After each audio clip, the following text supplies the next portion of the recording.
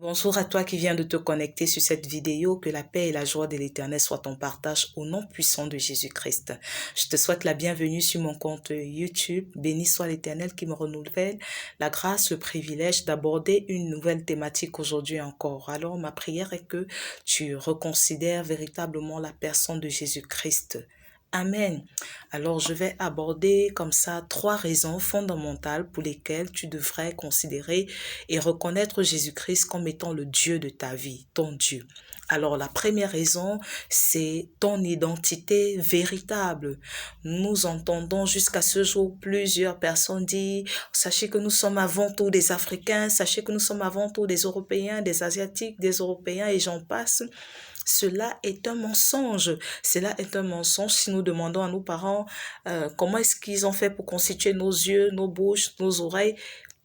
Comment est-ce qu'ils ont placé les ongles sur nos orteils? Comment est-ce qu'ils ont constitué le gros intestin, le petit intestin? Comment est-ce qu'ils ont eu à la pensée de placer le poumon droit et le poumon gauche? Ils ne le sauront du tout parce que cela relève de la divinité, cela relève d'une puissance élevée au-dessus des hommes. En vérité, aucun homme n'est le propriétaire d'un autre homme. Nous avons tous été conçus par un seul et un seul est concepteur de tous. C'est l'Éternel Dieu, créateur qui nous a formé des yeux, des oreilles, des narines, une bouche. C'est lui qui nous a tissés dans le sein maternel. C'est lui qui a tissé nos reins. C'est lui qui a soufflé de son souffle pour que nous devenions une âme vivante. C'est par lui que nous avons la respiration, le mouvement et l'être.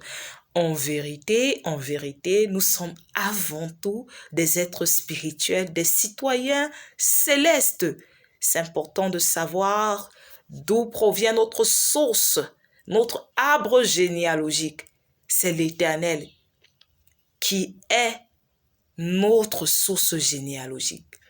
Alors, la deuxième raison pour laquelle nous devons reconnaître le Seigneur Jésus-Christ comme notre Dieu, c'est la crainte de l'Éternel.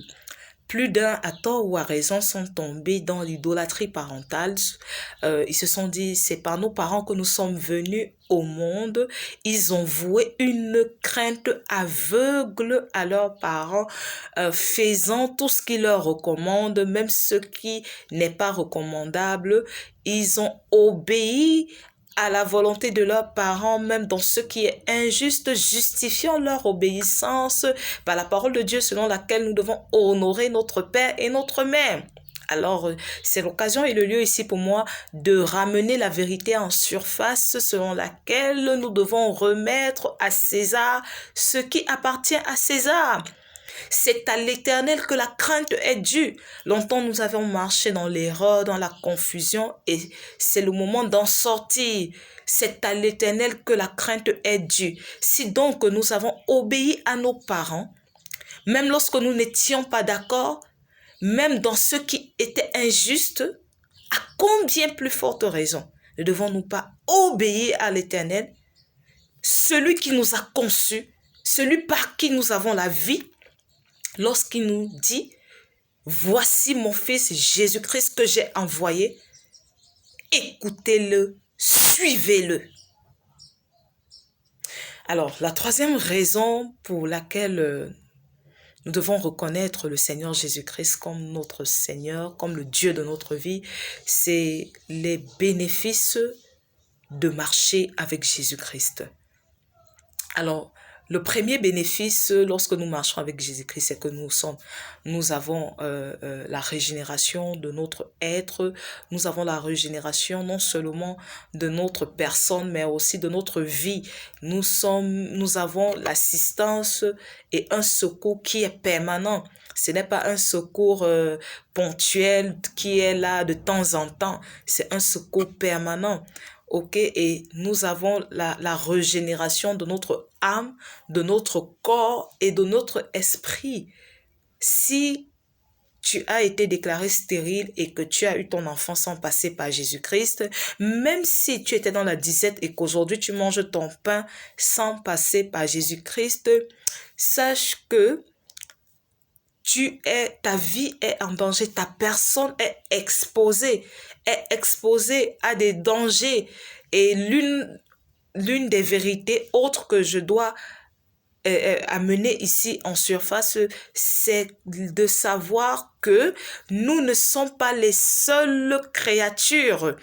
Il y a des entités visibles et des entités invisibles qui opèrent le jour, la nuit. Si nous lavons notre corps physique, sachons également que notre corps spirituel, notre esprit aussi a besoin d'être lavé. Et seul Dieu a la capacité, il est le Dieu des esprits de toute chair, c'est lui qui a la capacité de voir dans l'esprit, de voir dans l'invisible et de travailler également dans l'invisible.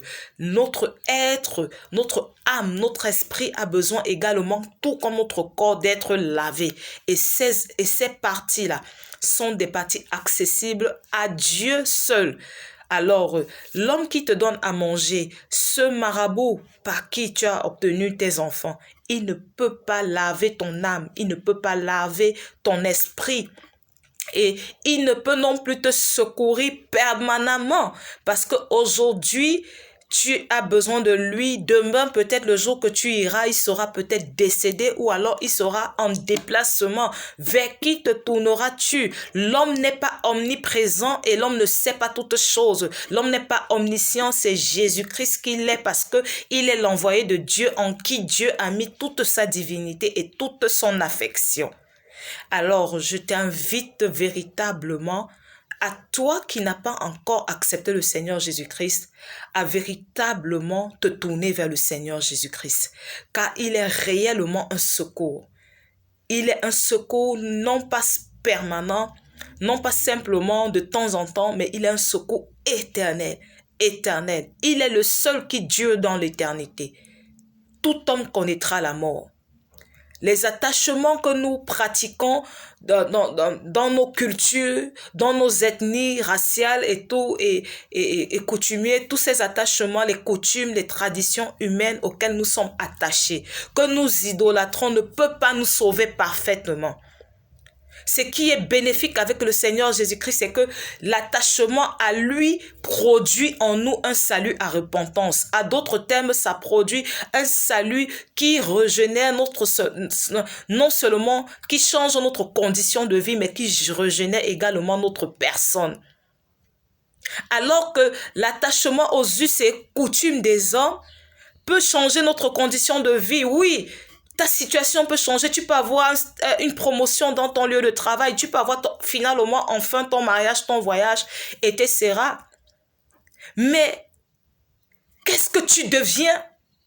Vas-tu rester? Es-tu sûr que tu vas rester cette personne sage, cette personne au comportement sain, ou alors tu vas devenir cette pierre d'achoppement, ou bien tu vas devenir pour la société cette source d'effroi?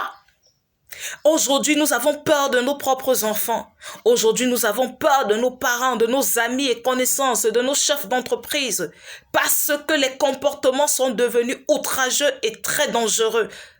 Nous avons peur d'être agressés par nos propres frères et sœurs, parce qu'il y a des entités, des forces contraires, des forces méchantes, des entités méchantes qui travaillent à jeter l'opprobre sur la terre, à apporter des comportements déviants, à semer des abominations dans les pensées et dans les esprits, à semer le trouble dans les âmes.